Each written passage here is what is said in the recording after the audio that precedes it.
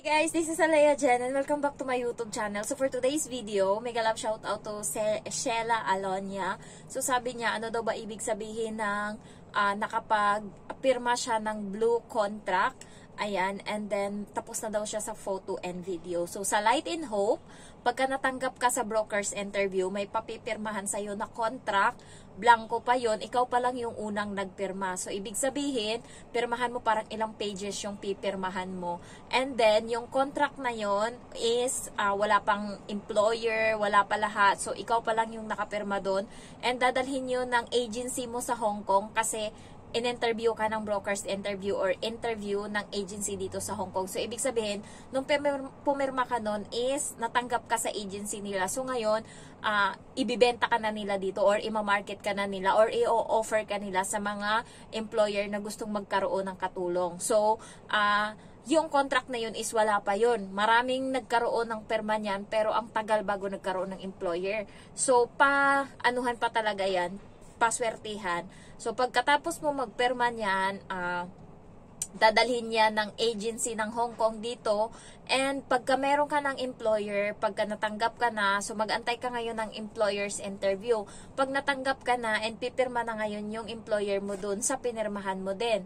So, pipirma sila doon, employer mo, ikaw, and then witness. Yung witness is yung agency, dalawang witness yung kukunin, and yun, ipapasa nila yon sa immigration and doon ka makakakuha ng visa. So, ano yan, wala yan sa tawag nito, ano pa lang yan, panimula pa lang. So, kapag nagkaroon ka ng employer, tsaka na yan magkakaroon ng perma ng employer and tsaka na nila ngayon ipaprocess. So, contract yung tawag dyan. So, blue contract. Yung job order is yun yung white na parang verbal lang. Yung parang sulat-sulat lang nila. Sa job order ko, nakalagay share room with the baby. Ayan. Pero pagdating ko dito, nagulat yung amo ko nung sinabi ko, magkatabi ba kami ng bata matulog? Na-shock siya. Ha? Hindi. Katabi namin siya matulog, sabi ng amo ko. So, minsan yung job order is hindi nagkakatugma kung ano yung nakalagay sa contract. Yung paniwalaan nyo is pag dumating na yung contract and nandun na yung address ng amo nyo, nandun na yung amo nyo, and nandun na kung ano yung aalagaan nyo and share room ba kayo, ganyan.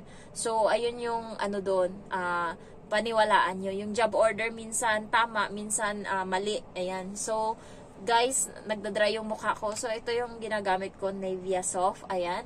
So, hindi ako masyadong nagkaroon ng pimples ngayon. Kasi, dito sa Hong Kong, mostly ng mga helper is maraming pimples. Kasi nga, ang dami naming ginagawa. And yung alikabok talaga is malala dito. Mahangin kasi dito. So, yung alikabok is pumapasok sa bahay and linis ka ng linis. Yung alikabok araw-araw is bago. So, halos lahat ng katulong dito is merong tagihawat, and yun nga yung pang-asar sa akin ng bata. Kahit maraming tao, tinatawag niya ako, pimples! Sinasaway siya ng amo ko, pero hindi siya tumitigil, dun siya natutuwa. Hinahayaan ko lang siya. Pag kumukonti yung tagihawat ko, kasi ito lang naman yung tagihawat ko, wala na yan dito. So, pag kumukonti, nababad trip yan siya, nagagalit yan siya, hindi siya natutuwa sa mukha ko pag walang pimples. So, sabi niya, kinakausap niya yung mukha ko, yung mga pimples, kinakausap niya yan, na pwede dumami kayo, kasi kumukonti na kayo. So, maya-maya, nakikinig dito mga tagihawat ko, maya-maya, may panibago na namang tutubo, busy talaga. So, ayan, natutuwa na naman yan siya. Kaya, yan, gumagamit ako ng moisturizer, or basta, nililinis ko yung mukha ko. Nung bago ako dito, wala to. Nagkaroon lang to or nag-start lang to nung talaga, nung nag-winter and ang daming alikabok ang hangin. So, ayun guys, palapit na yung Chinese New Year and hindi ko alam, baka wala akong matatanggap na ganon red packet kasi kuripot naman tong amo ko and wala talaga, hindi man lang yan sila makadagdag sa sahod ko, ganyan. So, hindi na ako nag-e-expect dyan. Meron ngang nagreklamo na sabi niya, wala daw pakiramdam yung amo niya kasi nga pag bumibili daw ng damit, hindi daw siya binibilhan. So, hindi obligasyon ng amo mo na bilhan ka. So, makontento ka na lang sa sahod mo and may pera ka naman na ikaw na bumili ng para sa'yo. And, ayun guys, kakarating ko lang, alas 7 na, talagang takbo-takbo ako kasi wala akong maia-upload sa YouTube and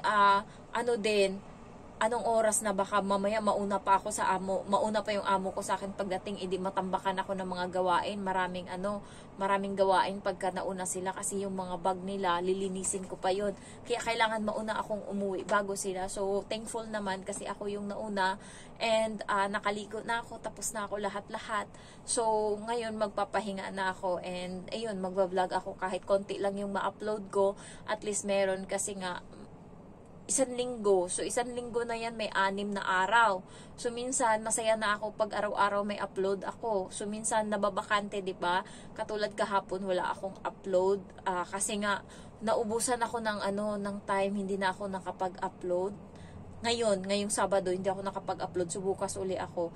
So, ayun lang, thankful na kayo kapag nakapasa kayo sa broker's interview, pero mas thankful kayo pag kayo yung pinili ng amo na magkaroon sila ng employer. Kaya yung iba nagda-direct hire. Mas maganda sa direct hire, maraming mga employer, and pwede ka makapili ng i-message mo ganun. So yung ano pala dito is download kayo ng helper choice or helper library. Doon sila nakakakuha ng employer, yung mga nasa Pinas minsan. Mostly kasi ng mga salbahe na mga amo, nandun sila.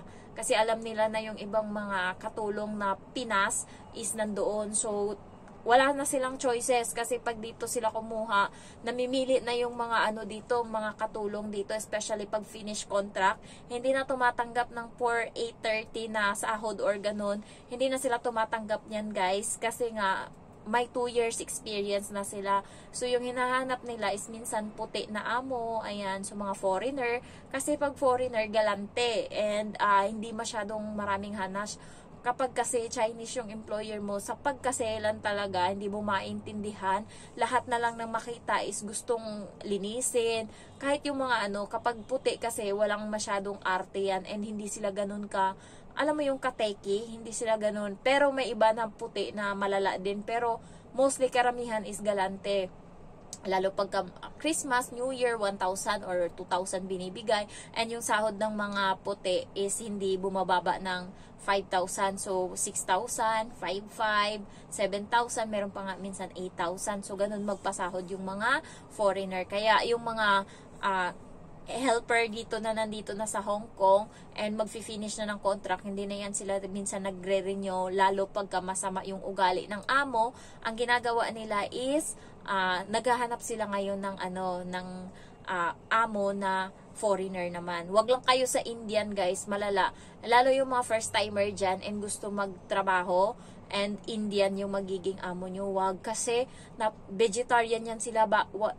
Yung hindi ka kakain ng karne diyan sa loob ng bahay nila, makakakain ka lang kapag day off. So puro gulay lang yung kinakain dyan nila, kanin, gulay, and napakaarte niyan. Gagawa kayo ng yung parang nila, yung parang lumpia, ba tawag nila doon, chapati kung sa Pakistan, hindi ko lang alam kung anong tawag nila dyan sa Indian. So gagawa kayo niyan, madaming proseso yung pagkain nila, lalo yung mga nila, hanas-hanas nila.